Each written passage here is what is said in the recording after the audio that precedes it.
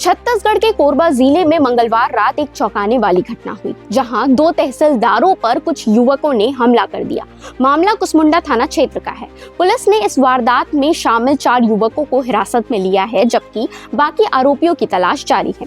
सूत्रों के अनुसार दबका तहसीलदार अमित किरकेटा और हरदी बाजार तहसीलदार अभिजीत राजभानु रात करीब 9 से 10 बजे के बीच आदर्श नगर स्थित राजेश ब्यूटी पार्लर पहुंचे थे। बताया जा रहा है कि वहां उनके ड्राइवर की पार्किंग को लेकर कुछ युवकों से कहासुनी हो गई और विवाद बढ़ता देख दोनों तहसीलदार मौके पर पहुंचे और युवकों को समझाने लगे, लेकिन मामला शांत होने की बजाय और बिगड़ गया। देखते ही देखते करीब 6 युवकों ने दोनों अधिकारियों पर हमला कर दिया, जिससे उनके सिर पर गंभीर चोटें आई। दोनों को तुरंत निजी अस्पताल में भर्ती कराया गया।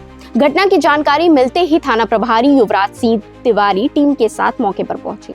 उन्होंने बताया कि प्रारंभिक जांच में जिन 4 युवकों को पकड़ा गया है, उनके नाम पुनेश, बबन, डिंपल और हितेश सारथी है। इनमें से मुख्य आरोपी हितेश सारथी के खिलाफ पहले से कई आपराधिक मामले दर्ज हैं। फिलहाल पुलिस ने FIR दर्ज कर ली है और बाकी फरार आरोपियों की तलाश जारी है। पर अधिकारियों पर ऐसा हमला करना उन युवाओं के निडरता को दर्शाता है। इस पर आपकी क्या राय है? कमेंट करके जरूर बताइएगा और ऐसे ही खबरों के लिए CG भास्कर के साथ जुड़े रहें।